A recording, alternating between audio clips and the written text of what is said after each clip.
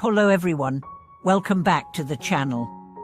Have you ever chased after the next material upgrade, only to find your heart still unsettled? Have you ever wondered why, even with more conveniences than ever before, true peace remains elusive? Today we explore Khyentse Rinpoche's profound insights on the balance between utter abundance and inner serenity, helping us make choices that lead to lasting fulfillment. In modern life, we often assume that wealth and possessions naturally equate to happiness. We labor tirelessly for bigger homes, faster cars, and the latest gadgets, believing they will bring security and joy. Khyentse Rinpoche, however, gently reminds us that material conditions can only improve comfort, not the deepest quality of life. While a stable income and basic comforts ease many daily worries, they cannot satisfy the hunger of a restless mind that relies solely on external gains. When material pursuit becomes our sole focus, desire grows insatiable, and each new acquisition merely raises the bar for our next craving. Yet Khyentse Rinpoche does not reject material well-being outright. He acknowledges that adequate resources are essential for health, education, and basic security. Rather than demonizing money or possessions, he invites us to view them as tools, means to support higher aims, not ends in themselves. When utter conditions improve, we free time and energy to cultivate inner qualities, kindness, reflection, and wisdom. In this way, material gains serve as a foundation on which we build lasting peace, rather than a shallow substitute for it. To awaken genuine happiness, Rinpoche emphasizes inner cultivation through meditation, mindfulness, and self-reflection.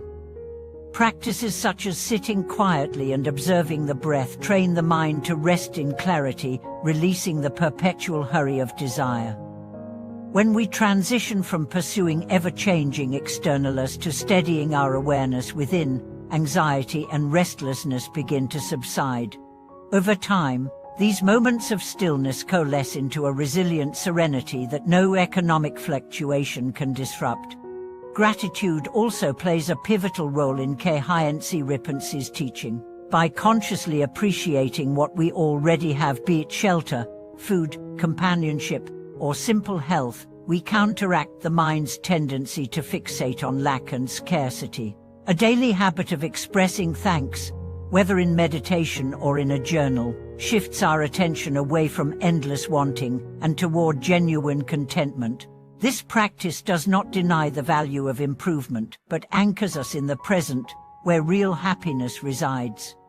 Moreover, Rinpoche reminds us that true wisdom arises when we align our lifestyle with the rhythms of nature and the universe. Observing the cycles of the seasons, the rise and fall of the sun, or the simple beauty of a leaf reminds us of life's impermanence and interconnectedness. In dwelling harmoniously with natural law, rather than struggling against it, we cultivate a deeper form of tranquility that transcends material circumstances. Finally, the choice between material rush and inner growth is not a one-time decision, but a continuous practice. Each day, as we allocate our time, energy, and attention, we ask ourselves, will this action nourish my inner life or merely spin the wheel of desire? By repeatedly selecting moments for reflection, compassion, and mindful presence, we gradually tip the scale toward enduring peace. In this way, Khyentse Rinpoche's wisdom becomes our compass, guiding us to live with both ease and depth. As we reflect on these teachings, we recognize that the quest for material happiness often masks a deeper longing for meaning and peace. In one illustrative example, a young professional landed a high-paying job and indulged in a sleek urban lifestyle, designer clothes, upscale dining, and frequent travel. Yet despite the outward trappings of success, she woke each morning feeling restless and unfulfilled. It was only when she encountered Khyentse Rinpoche's guidance on inner cultivation that she paused her endless pursuit to begin a daily meditation habit. Over weeks, the stillness she discovered in sitting practice transformed her relationship with possessions. Rather than seeing her home as a status symbol, she came to appreciate it as a sanctuary for reflection rather than chasing the latest tech. She found joy in simple moments of presence. In this way, material comfort became the platform, not the prize of genuine happiness. Communities around the world have also enacted Rinpoche's insights by creating simplicity circles where members share resources, skills, and time instead of competing for more. In one such group, neighbors convene weekly to trade homegrown produce and homemade meals, exchange books, and practice group meditation. Participants report that the collective focus on shared well-being and conscious consumption brings a depth of connection far richer than any individual acquisition could offer. By pooling resources and celebrating generosity, they embody the principle that true wealth resides in relationships and mutual support. Another way to balance utter abundance with inner tranquility is to establish clear boundaries around consumption. Khyentse Rinpoche suggests conducting periodic digital fasts and shopping Sabbaths, during which we refrain from non-essential online browsing and purchasing. When we release the compulsive impulse to scroll and click buy, our minds regain spaciousness. We notice the creative ideas and heartfelt intentions that thrive in open mental fields, unpolluted by the constant lure of new products and notifications. Over time, this practice rewires our neural habits, reducing stress and restoring a sense of sovereignty over our desires. In the realm of work, Rinpoche's wisdom invites us to redefine success.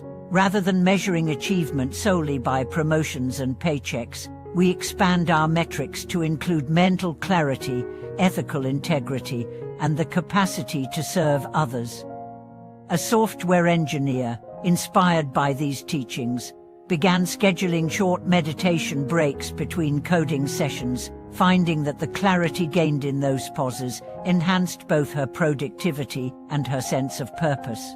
By viewing her profession as a vehicle for compassionate problem-solving, rather than merely a means to accumulate wealth, she discovered a sustainable source of motivation and fulfillment.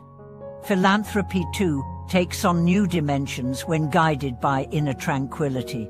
Rinpoche encourages donors to align their charitable giving with both practical impact and heartfelt reflection. Instead of responding impulsively to every appeal, we cultivate discernment, offering support to causes that resonate with our deepest values and to organizations that practice transparency and wisdom. This mindful generosity ensures that our material resources amplify positive change rather than contribute to wasteful or unsustainable cycles. Ultimately, the path to lasting happiness weaves together utter well-being and inner depth. Khyentse Rinpoche reminds us that while material comforts can ease the burdens of daily life, they cannot touch the root of suffering, the restless mind that craves permanence in a world of constant flux. By pairing prudent stewardship of resources with dedicated meditation, gratitude and compassionate action, we craft a life of both ease and awakening. Each time we choose presence over distraction, simplicity over excess, and generosity over self-centered acquiring, we reinforce the harmony between our outer world and inner sanctuary. Thank you for watching this video.